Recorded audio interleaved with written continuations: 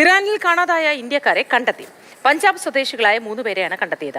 Tehran police ഇവരെ രക്ഷപ്പെടുത്തിയെന്ന് Indian embassy അറിയിച്ചു. അർജുൻ പീതാംബരൻ തന്നെ ചേരുന്നു ഇതിന്റെ വിവരങ്ങളുമായി. അർജുൻ, എങ്ങനെയാണ് ഇവരെ രക്ഷിക്കാനായത്? വിവരങ്ങൾ എന്തൊക്കെ?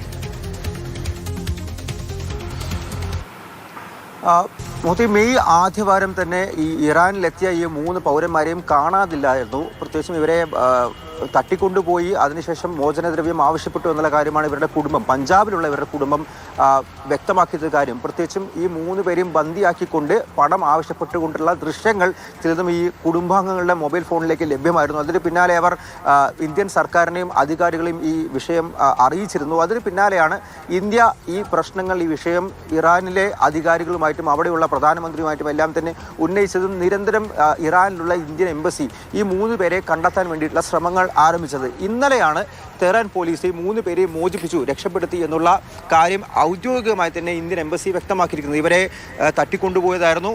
എങ്ങനെയാണ് രക്ഷപ്പെടുത്തിയത്, ആരിൽ നിന്നാണ് എന്നുള്ള കൂടുതൽ വിശദാംശങ്ങൾ ഇന്ത്യൻ എംബസിയും വ്യക്തമാക്കിയിട്ടില്ല. അത് ഇന്ത്യക്ക് ഇറാൻ കൈമാറിയിട്ടുണ്ട് എന്നുള്ളതാണ് നിലവിൽ നമുക്ക് ലഭിക്കുന്ന വിവരം. ഈ 3 പേരും ഇപ്പോൾ ഇന്ത്യൻ എംബസിയുടെ കസ്റ്റഡിയിലുണ്ട്. അവർ സുരക്ഷിതരാണ് എന്നുള്ള കാര്യം കൂടിയാണ് നിലവിൽ മനസ്സിലാക്കാൻ വേണ്ടി സാധിക്കുന്നത്. കഴിഞ്ഞ ദിവസം എല്ലാം തന്നെ ഈ കുടുംബാംഗങ്ങളുമായി, ഈ 3 പേരും പഞ്ചാബ് സ്വദേശികളാണ്, ഇവരുടെ കുടുംബാംഗങ്ങളുമായി ഇന്ത്യൻ സർക്കാർ ബന്ധപ്പെട്ടിരുന്നു. അതിന് വിശദാംശങ്ങൾ മനസ്സിലാക്കി ഇവർ ഇറാനുമായി ബന്ധപ്പെട്ടാണ് ഈ മോചനം ഇപ്പോൾ സാധ്യമാക്കിയിരിക്കുന്നത്.